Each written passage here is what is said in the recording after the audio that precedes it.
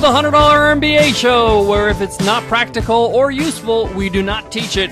With our daily 10-minute business lessons for the real world, I'm your host, your coach, your teacher, Omar Zenhom. I'm also the co-founder of the $100 MBA, a complete business training and community online. And today is a guest teacher episode. Today we have Jordan Harbinger from theartofcharm.com and the Art of Charm podcast, which started back in 2006 on iTunes. That's like BC era when it comes to podcasts. The Art of Charm podcast is a helpful podcast that helps people build their confidence, build great relationships, and do better in life and business.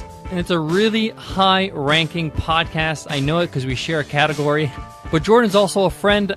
We got a chance to share a meal together in San Francisco a few months back. And he's just a real nice dude. And he offered to give us a guest lesson here on the $100 MBA Show. So today you will learn from Jordan how to build relationships and a powerful network. Jordan is a master at this subject, and he's a great, great teacher. This is a really good lesson. So without further ado, let's jump right into it. Take it away, Jordan. Hey everybody, I'm Jordan Harbinger from The Art of Charm. Thanks for joining me today. Today I'm going to be teaching you guys a little bit about networking and relationship development as much as I can in the time I have. So let's get down to business.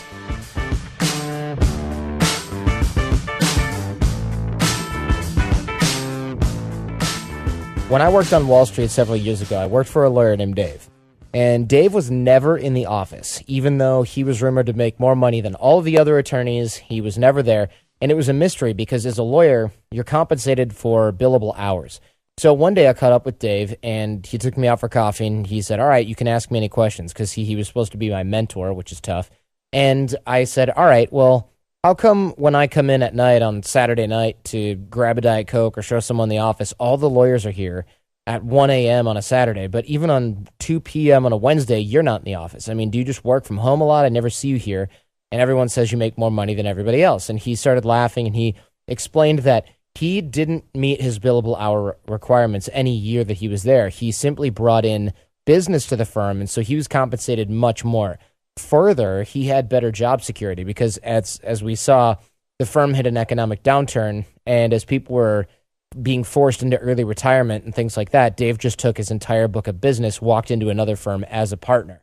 So he was not only compensated more and worked less because he spent a lot of time on the golf course and at charity events, schmoozing or networking or whatever you want to call it, he also made more money. So it was really interesting to see, and I learned a really hard, well, not as hard as the other partners, but I learned a lesson, and I thought to myself, okay, I got this job through a networking connection that I had used, that I had in college. That was kind of just luck. And even at the top levels, and not even at the top levels, especially at the top levels, who you know, who's in your network is actually even more important than your level of technical skill. Because I know a lot of the other partners there were really, really good at what they did, and they're rewarded with staying in the office till 1 a.m. instead of actually being out and enjoying what they were doing. Because Dave brought his wife and family to a lot of the events he went to, and he ended up being compensated more for that. He was a guy from Brooklyn with a tan, so need I say more? Anyway, basically, people always, and myself included, they'll tend to view networking as almost like a dirty word. And I understand that because it depends on your perception of what networking actually is. If you're networking because you like meeting people and making connections and helping other people meet each other, you love networking. If you think of networking as walking through a lame-o networking event, throwing business cards in people's faces, well, you probably hate networking, and as well you should. Money is less efficient to somebody who doesn't really need it, right? So if we're trying to connect ourselves with rich people, people who have large businesses and things like that, they don't need our $1,000 or our $10,000. They'd rather have our network because money loses value rapidly when you have a lot of it. So investors, engineers, things like that, they're replaceable, but networks are unique. So luckily, we know that people buy you, not your product or service. That's one of the core tenets of the Art of Charm, is that you're always selling yourself, but you're doing it in an authentic way. People need to buy your vision. They need to buy your network. And of course, if you're running a business, it's much easier to sell to people that you already know. And you've heard this before, but it's not what you know, but who you know. That used to be a really big shame. People go, yeah, it's all about who you know. What a jip. Actually, thank goodness for that, right? Because we can actually surround ourselves with a great team. We can go, you've all heard, you only go as high as your 5 closest friends. Well, good. We can choose our friends. And brilliant ideas here, especially in San Francisco, where I'm based, I've seen brilliant ideas fail because they don't have a great team. So Back in the day, I used to think you were born into the networking, but with the application of what we teach at the Art of Charm, what I'm going to dip into here on the show, you can create an even better network than most folks who are born into one. Networking is not just running through an event and throwing business cards at people like we said before, though. It's actually a way of being and a set of habits. It never turns off. Once you see the matrix, there's no going back. And the skills work for you. And most importantly, everyone has the capacity. I don't care if you're shy or introverted, you have the capacity to do the networking thing. Your network is great too because it's your job search army. It's your business development army. This is pure job security within your industry or company, and it keeps opportunity coming into your life with an unstoppable flow. So here's the first action step, and this is a very basic sort of rudimentary networking thing that most people never bother doing. Make a list of everyone you know, and I mean everyone, from your mom's hairstylist to your dentist. It's going to take you a long time, and it's supposed to. It's not a joke about the dentist, by the way. I needed a dentist in Los Angeles, so I posted something on Facebook, and the guy who replied to that ended up with a job through me because he recommended a dentist, and long story short, we ended up talking, and he ended up getting hired by somebody else that I knew. So I want you to really sit down for 30-plus minutes and make this list when you get home. If you're driving, please don't do it now, but I'm talking everybody from old teachers to teammates, people you worked with at that movie theater when you were 15. Our video producer here at the Art of Charm, he's the cousin of some girl that AJ, my co-founder, and I met at a party years ago. I've never talked to the girl since. I don't know whose party it was. He moved out to California the week I met her, and yeah, he essentially is now our full-time video guy, and I got my first Wall Street job via my old roommate's other roommate who he lived with later. That's how I got hired at my top level, top market job on Wall Street, where I made more cash than both my parents put together my first year out of college. Is it always going to be like that? No, it's a numbers game. But how do you increase your odds in a numbers game? The answer is you increase your numbers. You want to be the guy or gal who seems like he's just getting lucky constantly. And furthermore, generosity is the currency of networking. Connecting is a constant process of asking for and offering help. It's not a Rolodex of business cards. It's not your iPhone phone book with 800 phone numbers in it. It's about action. If you help someone, they're going to want to help you back. It's that old law of reciprocity. Robert Cialdini, you've read that, you've heard that before. And if you haven't, there you go. Something small might be huge for somebody else. And we see this in example all the time. See my dentist example above, right? So how many of you out there have ever had to ask someone for help getting a job, internship, recommendation, client, etc.?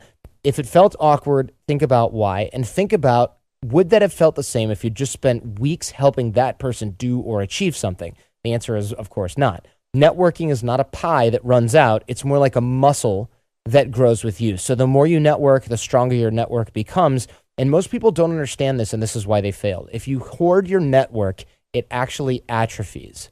And there's a lot of resources such as Keith Ferrazzi, Never Eat Alone, that explain how and why this works. Of course, we talk about it all the time on the Art of Charm podcast. So again, check that stuff out. It's free just like this. So don't accept generosity, or don't just accept generosity from other people in your network, but ask for it. It's okay if they say no. You'll get nowhere if you just wait for things to fall in your lap, although it might seem like that once you get on a roll. So if you're not as comfortable asking for help as you are giving it, you're only working half of the equation. I got into law school actually by complaining or asking friends for advice. I'll let you guys be the judge.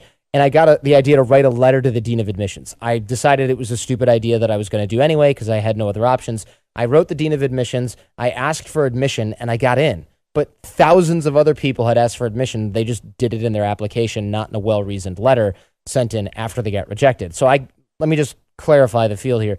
I got into one of the best law schools in America. I went to Michigan because I asked. So let that sink in for a second.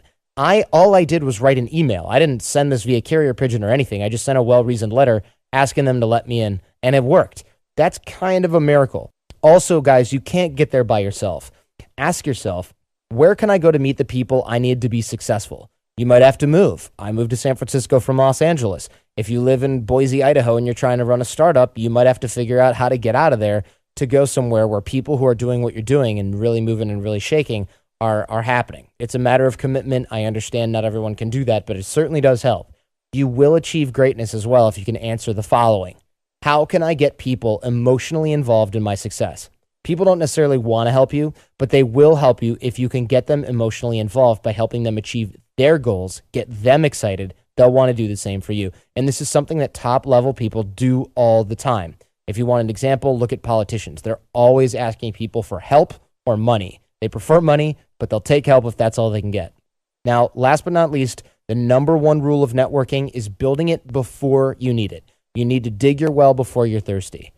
A common myth is that networking once you need a job is effective. Of course, how many of you thought, all right, I'm going to start networking just as soon as my product is launched and my website is up, or, they've got some other internal excuse or some launch you're waiting for or something like that.